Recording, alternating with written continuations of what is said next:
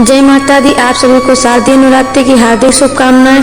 आज की इस वीडियो में हम आपको सुनाएंगे नवरात्रि के छठे दिन सुनी जाने वाली माता कात्यायनी की कथा, जो नव दुर्गा स्वरूप में माता का छठा स्वरूप है। नवरात्रि का छठा दिन इन्हीं माता को समर्पित है। छठी नवरात्रि में माता रानी को प्रसन्न करने के लिए ही यह व्रत किया जाता है। साथ ही आप सुनेंगे माता कात्यायनी की पूरी पूजा विधि। आपसे प्रार्थना है कि यह कथा अंत तक अवश्य सुनें, क्योंकि अधूरी कथा सुनने से पाप लगता है। और कथा शुरू होने से पहले हमारे चैनल को सब्सक्राइब करके एक बार कमेंट्स में दिल से जय माता दी अवश्य लिखें। माता कात्यायनी नवरात्रि के छठे दिन इस कथा को सुनने सभी भक्तों पर अपनी विशेष कृपा बरसाएं। तो आइए अब शुरू करते हैं नवरात्रि के छठे दिन पर नव दुर्गा के छठे स्वरूप माता कात्यायनी की कथा।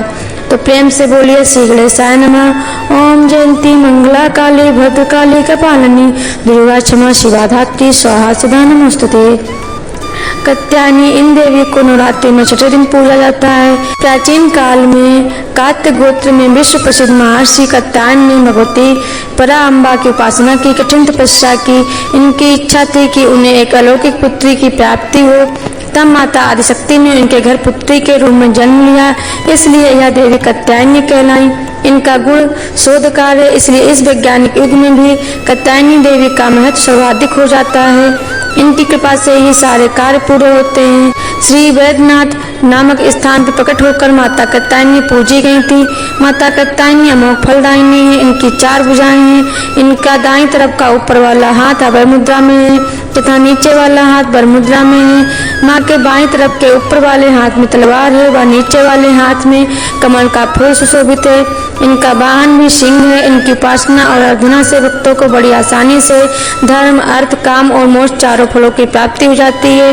भक्तों के रोग, शोक, संताप और भय नष्ट हो जाते हैं। जन्मों के समस्त पाप भी नष्ट हो जाते हैं। इसलिए कहा जाता है कि इन देवी की उपासना करने से परम पद की प्राप्ति होती है। सबसे पहले इनकी पूजा स्वयं महर्षि कात्यायन ने की थी। 3 दिनों तक ऋषि की पूजा स्वीकार करने के बाद देवी कात्यायनी ने ऋषि कात्यायन से विदा लिया और महिषासुर को संग्राम में ललकार कर उसका अंत कर दिया। इसलिए इन्हें महिषासुर मर्दिनी के नाम से भी जाना जाता है। माता कात्यायनी का प्रभाव कुंडली चक्र के आग्रा चक्र पर है। नवग्रहों में माता कात्यायनी शुक्र को नियंत्रित करती हैं। इनकी साधना और भक्ति से वैवाहिक जीवन के सुखों की प्राप्ति होती है। जिनके विवाह में बाधा आ रही हो, उनके विवाह की बाधा माता कात्यायनी दूर करती हैं। माता कात्यायनी की कथा के अनुसार जब देवताओं ने महिषासुर नाम के राक्षस से अपने प्राणों की रक्षा के लिए भगवान विष्णु को खोजा, तो उन्होंने और उनकी आज्ञा से शिव जी, ब्रह्मा जी और अन्य देवताओं ने अपनी आंखों और मुख से ऐसी ज्वालाएं उत्सर्जित की, जिनके तेज से एक पर्वत बना गया, जिससे कात्यायनी देवी प्रकट हुई, जो 1000 सूर्य के समान तेजस्वी थीं, जिनकी 3 आंखें, काले बाल और 18 भुजाएं थीं। शिव जी ने माता कात्यायनी को अपना त्रिशूल दिया।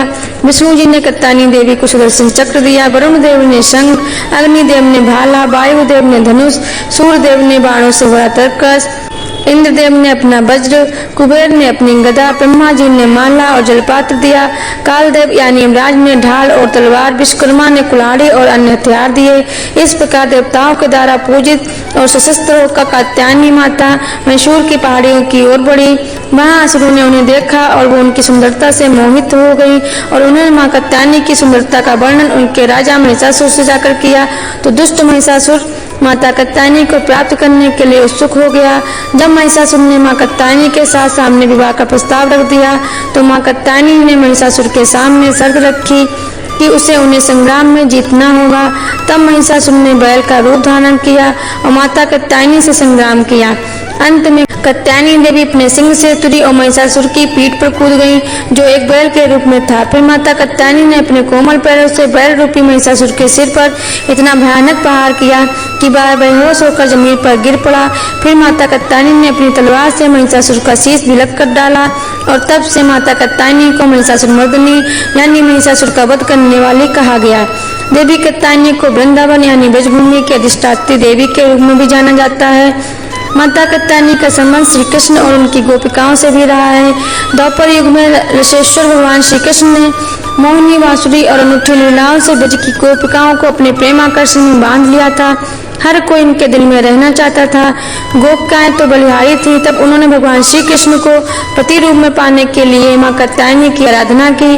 तब से अब तक युवतियां सुयोग्य वर पाने के लिए मां कात्यायनी की पूजा करती हैं। माता कात्यायनी की इस कथा के अनुसार वृंदावन की गोपिकाओं ने भगवान श्री कृष्ण को पति रूप में पाने का मन में विचार बनाया। तब ब्रजलीला के ज्ञानी गर्ग मुनि ने गोपियों के इस मनोभाव को जानकर भगवान श्री कृष्ण को सचेत कर दिया। वृंदावन की गोपिकाओं के संकल्प को देखकर वृंदा देवी एक दिन गोपियों के पास पहुंची और उन्होंने कहा कि अगर भगवान श्री कृष्ण को आप सब पाना चाहती हैं तो माता कात्यायनी की आराधना करिए। तब गोपिकाओं ने वृंदा देवी द्वारा बताई गई विधि के अनुसार यमुना के तट पर एकत्रित होकर बालू एवं मिट्टी से माता कात्यायनी का एक सुंदर से विग्रह बनाया और उनकी वैष्णव विधि से पूजा करके 1 महीने तक कात्यायनी माता के लिए व्रत किया। गोपिकाओं ने पूरे 1 महीने तक कात्यायनी माता की सुबह ब्रह्म मुहूर्त में उठकर पूजा की और दिन में केवल एक बार बिना मिर्च मसालों वाला सादा भोजन खाया। गोपिकाओं ने भगवान श्री कृष्ण को पति रूप में पाने के लिए इस मंत्र से मां कात्यायनी की पूजा की थी। कात्यायनी महामाये महायोगी नदीश्वरी नंद गोपा सतम देवी पति में कुरुते नमः। अर्थात हे महामाया कात्यायनी नंद गोप के पुत्र श्री कृष्ण को हमारा पति बनाने की कृपा करें। गोपियों की इस पूजा से प्रसन्न हुई माता कात्यायनी ने गोपिकाओं को वरदान दिया कि श्री कृष्ण ही उनके पति होंगे। इसके बाद ब्रह्मा जी ने भगवान श्री कृष्ण की परीक्षा लेने के लिए ब्रजमंडल के गोवंश और ब्रज गोपों को हरण कर लिया और उन्हें ब्रह्मलोक ले गए। तब बिगड़ती स्थिति को संभालने के लिए भगवान श्री कृष्ण ने गोवंश और ब्रजगालों का रूप धारण करके 1 साल तक वृंदावन के हर घर में निवास किया। इसी दौरान सभी गोपिकाओं का विवाह ग्वालों के रूप में वृंदावन के हर घर में रह रहे श्री कृष्ण के रूप से हो गया। इस तरह मां कात्यायनी का गोपियों को दिया गया वरदान पूरा हुआ।